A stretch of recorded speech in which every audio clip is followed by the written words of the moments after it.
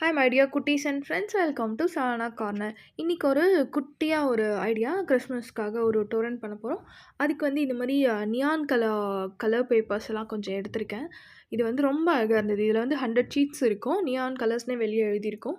இது வந்து 120 rupees. Okay, அதில் வந்து ஒரு ஃப்ளோரசன்ட் க்ரீன் கலர் எடுத்திருக்கேன். இது நைட்டில் எப்படி ரிஃப்ளெக்ட் ஆகும்லாம் தெரியாது, பட் டே டைமில் பார்க்க ரொம்ப அழகாக அட்ராக்டிவாக இருந்தது இந்த கலர். அதில் வந்துட்டு ஒரு கிறிஸ்மஸ் ட்ரீ மாதிரி அவுட்லைன் வரைஞ்சிட்டு ஒரு பேப்பரில் வந்து கட் பண்ணிட்டோம்.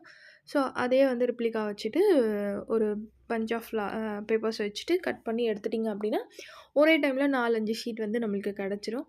இந்த மாதிரி வந்து மேரி கிறிஸ்மஸ் அப்படின்னு ஒரு லெட்டரையும் தனித்தனியாக எழுதுறதுக்காக 14 ஷீட்ஸ் வந்து நாங்கள் கட் பண்ணி எடுத்து வச்சுருக்கோம். இதில் வந்து ஸ்கெட்ச் பெனில் எழுதலாம், அப்படி இல்லைன்னா ஏதாவது இன்னொரு பிளாக் சார்ட்டில் வந்து லெட்டர்ஸ் எழுதி கூட கட் பண்ணி இதில் ஸ்டிக் பண்ணலாம். பட் வந்து சீக்கிரமாக ஒர்க் முடியணும் அப்படின்னா நாங்கள் வந்து ரெட் கலர் ஸ்கெட்ச் பெனில் வந்துட்டு ஒரு ஷீட்லேயும் ஒரு லெட்டர் வந்து மேரி கிறிஸ்மஸ் அப்படி சொல்லிட்டு எழுதியாச்சு. இப்போ எழுதுனதை வந்து எப்படி அசம்பிள் பண்ணலாம் அப்படிங்கிறது தான். ஸோ வந்துட்டு நல்லா டார்க்காக எழுதிக்கோங்க, அப்போ தான் தெரியும். இல்லாட்டி ஃபோம் ஷீட்டில் கூட, கிளிட்டரிங் ஃபோம் ஷீட்டில் கூட கட் பண்ணி ஒட்டினீங்கனாலும் ரொம்ப அழகாக இருக்கும்.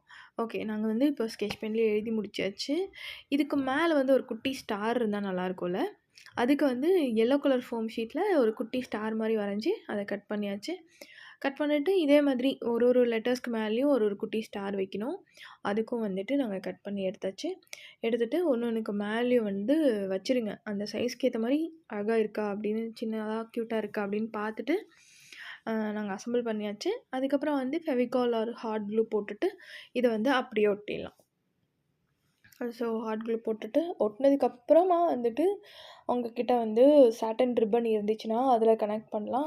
அப்படி இல்லாட்டி இதை அப்படியே கொண்டு போய் வாலில் எங்கே வைக்கணும்னு நினைக்கிறீங்களோ அந்த இடத்துல டபுள் சைட் ஸ்டிக்கர் போட்டு கூட ஒட்டிக்கலாம்.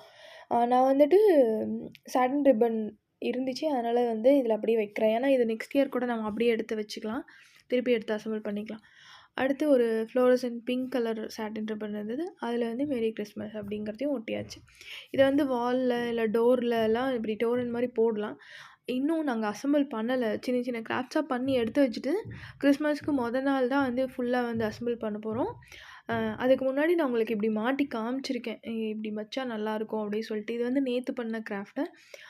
இதை பார்க்கலைன்னா அதுக்கோட லிங்க்கு நான் கொடுக்குறேன், அதையும் செக் பண்ணிக்கோங்க. இந்த வீடியோ இன்ஃபர்மேஷன் பிடிச்சிருக்கா இல்லையான்னு சொல்லுங்கள்.